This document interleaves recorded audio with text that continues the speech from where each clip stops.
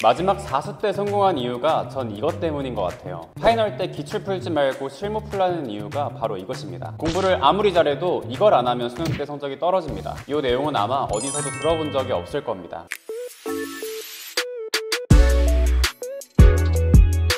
안녕하세요 여러분, 찬찬이입니다. 수능이 얼마 안 남은 지금 재수까지도 고민하시는 분들이 정말 많으실 텐데요. 참고로 저도 현역 때 하루 12시간을 공부해도 만년 4등급을 맞던 사람이었어요. 그리고 재수랑 삼수도 모두 망하고 마지막 4수 때 군대에서 연세대 합격에 성공을 했습니다. 오늘은 남은 기간 동안 수능 성적을 극대화할 수 있는 실무 운용법을 말씀드릴 거예요. 이 훈련을 대체 왜 해야 하냐면, 경험해보신 분들은 알겠지만 시험장에 가면 공기가 다릅니다. 문제에 조금만 막히면 진짜 망했다라는 생각이 들고 그 생각이 꼬리에 꼬리를 물면서 멘탈이 깨지게 됩니다. 나는 안 그럴 거야 싶지만 수능은 진짜 인생이 걸린 날이에요. 여러분들이 보셨던 성적이 안 나와도 괜찮은 모의고사랑은 차원이 다릅니다. 수능은 기세라는 말도 있잖아요. 그 기세를 키우기 위해서는 실무의 역할이 굉장히 중요합니다. 실무를 활용해서 대체 어떤 걸 훈련해야 되고 어떻게 훈련할 수 있는지를 지금부터 바로 말씀드리도록 하겠습니다. 평소에 이런 말들을 많이 들어보셨을 거예요. 풀다가 잘 모르겠으면 일단 넘긴 다음에 끝까지 풀고 다시 돌아와라. 근데 저도 수능 4번 보면서 그러한 생각들을 다 가지고 있었거든요. 저는 절대 안 그럴 줄 알았는데 저도 사람인지라 막상 삼수까지는 그 생각대로 넘기지 못하고 결국 시간에 쫓겨 수능을 망쳤습니다. 여러분들이 저처럼 사수를 하지 않도록 훈련 방법을 지금 바로 말씀드리겠습니다. 우선 이 넘기는 능력에는 두 가지가 있는데요. 첫 번째는 바로 모를 때 넘길 수 있는 능력입니다. 그리고 두 번째는 정답임을 확신하는 능력이에요. 저희는 1, 2번을 모두 키워야 하고요. 그거를 실무를 통해서 훈련할 겁니다. 그냥 제가 말씀드리는 거랑 기준을 똑같이 잡고 진행을 하시면 돼요. 우선 1번은요, 거의 모든 과목에서 적용할 수 있는데 저는 수학을 통해서 예시를 보여드리도록 할게요. 저는 늘 두 가지 기준을 잡고 실무를 풀었습니다. 1번은요, 문제를 푼 다음에 각이 안 나오면 바로 패스를 했습니다. 그리고 두 번째, 문제를 읽은 다음에 각이 보일 수 있잖아요. 될 것 같은데 라는 생각이 들 수 있어요. 그러면은 딱 1분 동안 고민을 해보는 거야. 근데 그 안에 각이 안 나오면 바로 패스를 했습니다. 그 다음 별표를 치고 넘어가는 거예요. 예를 들어서 여기서 이렇게 문제를 풀고 1번부터 다 쉬우니까 이렇게 풀면서 넘어갔다고 해봅시다. 넘어가다가 분명히 이제 8번쯤 이쯤부터 딱 봤는데 이제 어려운 거야. 어떻게 해야 되지? 만약에 문제를 읽자마자 읽었는데 잘 모르겠어. 그럼 바로 별표를 치고 넘어가는 겁니다. 그리고 또 어떤 문제는 여기 읽었어. 좀 할만할 것 같아.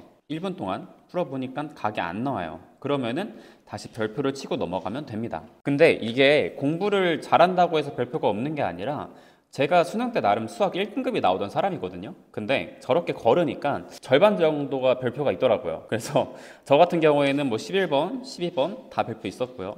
13번 이런 거 좀 풀었던 것 같고, 그다음 14번, 15번 다 별표를 치고 넘어갔습니다. 그런데 그래도 괜찮아요. 시간 1시간도 훨씬 넘게 남아있기 때문에 이 별표를 치는 것에 대해서 두려워할 필요가 없습니다.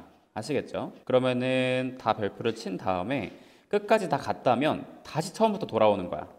다시 처음부터 돌아와서 그 이후에는 어떻게 했냐면, 그 이후에는 한 바퀴 돈 다음에는 쉬운 것부터 3분씩 고민하면서 또 반복했습니다. 그래서 세 번째 3분을 풀었는데 될 것 같아. 그럼 마무리를 하는 거예요. 마지막 3분을 풀어봤는데 안 될 것 같아. 그러면은 또 별표를 치는 겁니다. 그래서 예를 들어서 아까 저희가 봤던 것 중에 10번을 봤는데 내가 3분 더 풀어보니까 또 안 나와. 그럼 한 번 더 별표를 치고 넘어가는 거예요. 여기도 얘는 풀었다고 하고, 얘를 또 못 풀었어. 3분 동안 고민을 했는데 또 못 풀었어. 그럼 또 별표로 치고 넘어가시면 됩니다. 그 다음에 또 두 바퀴를 다 돌면은 이제 푼 문제가 있고 안 푼 문제가 있고 별표가 2개의 문제가 있겠죠. 그럼 그때부터는 각이 잘 나왔고 쉬운 문제부터 풀어가시는 겁니다. 그 문제부터 한 문제 한 문제 정복을 하시면요, 시간에 쫓기지 않고 최대한으로 많이 풀 수 있습니다. 근데 중요한 게 뭐냐면, 실무를 여러 번 반복하면서 이 방법이 옳다는 확신을 가져야 됩니다. 이거 확신 없이 수능을 보잖아요. 그럼 여러분들이 내가 아무리 무조건 넘겨서 시간을 세이브할 거야 라는 생각이 있어도 수능 당일날이 막상 되면 그 한 문제를 가지고 쩔쩔매는 본인을 볼 수가 있을 겁니다. 그래서 실무를 여러 번 풀면서 모르는 것을 넘어갈 수 있는 확신을 가지셔야 합니다. 두 번째는요, 답을 확신하는 능력입니다. 이건 국어에서 또 굉장히 중요한데, 수능은 국어에서 흐름을 타면 잘 본다는 얘기가 있죠. 그래서 이 국어를 정복하는 이 2번을 훈련하는 게 굉장히 중요합니다. 저도 이거 덕분에 국어 맨날 4등급이었다가 마지막 수능 때 1등급까지 올렸습니다. 그래서 이것도 국어 모의고사를 예시로 보면서 알려드릴게요. 자, 이제 국어 모의고사를 예시로 한번 볼 건데, 여러분들께서 문제를 어떻게 푸냐면은 이렇게 지문들을 쭉 읽겠죠. 지문들을 쭉 읽으시고 나도 읽고 다까지 읽으면서 이제 22번 문제를 푼다고 했을 때 여러분들 여기서 1번이 틀리다는 생각이 들 수 있을 거야. 문제를 풀다 보면은 동그라미도 나올 수 있고 세모도 나올 수 있고 X도 나올 수 있죠. 근데 저희는 무조건 이 동그라미가 나올 때 확신을 가지고 넘어가셔야 됩니다.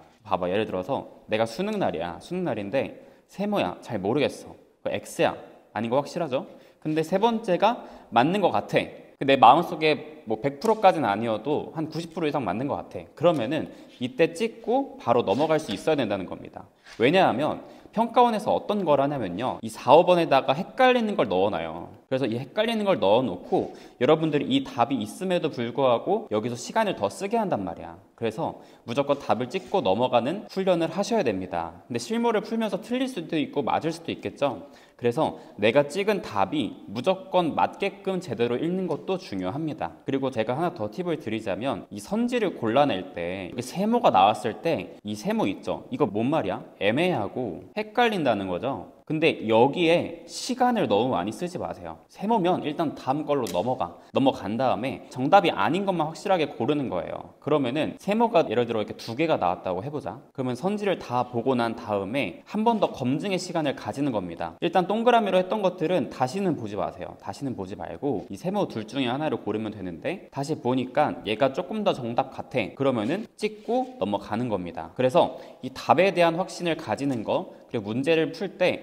세모라고 다시 돌아가서 확인하지 않는 거, 이 두 가지가 굉장히 중요합니다. 그리고 이것 역시도 실무 때 훈련을 하지 않으면 수능 때 절대 활용할 수가 없습니다. 그래서 1번을 훈련하기 위해서는 제가 정해놓은 기준을 가지고 과감하게 별표를 치고 넘어가는 훈련을 꼭 하셔야 되고, 그 다음에 두 번째로 훈련하기 위해서는 선지 중간에 답이 나왔을 때 그 뒤에 거를 보지 않고 넘어가는 게 굉장히 중요합니다. 그리고 마지막으로 세모 선지를 증명하지 않는 것, 그것도 굉장히 중요합니다. 세모 선지가 나왔을 때에는 다음 선지들을 쭉 보시면서 정답에 맞는 거를 찾으시는 게 중요해요. 제가 정리해서 이거 화면 한번 띄워드릴 테니까 캡처하고 실무 푸실 때 활용하시면 될 것 같습니다. 제가 계속 강조드리는 거지만 이 훈련을 제대로 하지 않으면요, 수능 때 다시 원래대로 돌아오게 됩니다. 그래서 남은 기간 동안 최소 4번, 5번 이상은 실무를 보시면서 이러한 훈련들을 반복해 주시면 될 것 같습니다. 그리고 실무를 보고 난 다음에 피드백을 하는 것도 굉장히 중요한데요, 피드백은 크게 두 가지로 나뉩니다. 공부 피드백과 흐름 피드백. 그래서 공부 피드백 같은 경우에는 내가 틀렸던 거, 몰랐던 것을 노트에 정리하는 거죠. 한마디로 오답 정리입니다. 이건 학생들이 이미 많이 하고 있지만 여러분들은 한 가지 더 하셔야 돼요. 바로 흐름 피드백인데요, 오늘 말씀드린 훈련과 관련이 있습니다. 내가 쓸데없이 시간을 많이 쓴 곳과 과감하게 넘기지 못한 곳, 그리고 순간적으로 집중이 깨진 곳, 그리고 중간에 멘탈이 나갔다면 그 이유와 그 위치를 파악하시는 게 굉장히 중요합니다. 그리고 그렇게 되지 않기 위해서 내가 어떻게 행동해야 될지 그런 것들을 정리하는 것이 흐름 피드백입니다. 이런 식으로 내용 피드백과 흐름 피드백을 둘 다 하셔야 실무 효과가 극대화될 수 있다는 걸 꼭 기억해 주세요. 수능 막바지기 때문에 정말 힘든 시기죠. 하지만 지금이 가장 성적이 많이 오를 수 있는 시기입니다. 무조건 감정 기복을 최소화하시고요, 내가 공부하는 게 대단하다고 느끼기보다는 당연하게 공부하는 거라고 생각하시는 게 훨씬 더 좋습니다. 그렇게 평온한 마음을 잘 지키시고 제가 말씀드린 훈련들 잘 하셔가지고 수능 때 꼭 빛을 발하셨으면 좋겠습니다. 저는 앞으로도 공부법뿐만 아니라 평범했던 제가 연세대에 합격했던 모든 방법들을 풀어드릴 예정이에요. 저와 함께 하실 분들은 구독과 알림 설정 지금 바로 부탁드리고요, 좋아요와 목표 성적 댓글로 적어주시면 수능날 반드시 그 성적을 받을 수 있을 겁니다. 오늘도 좋은 하루 보내시고요, 시청해주셔서 감사드립니다.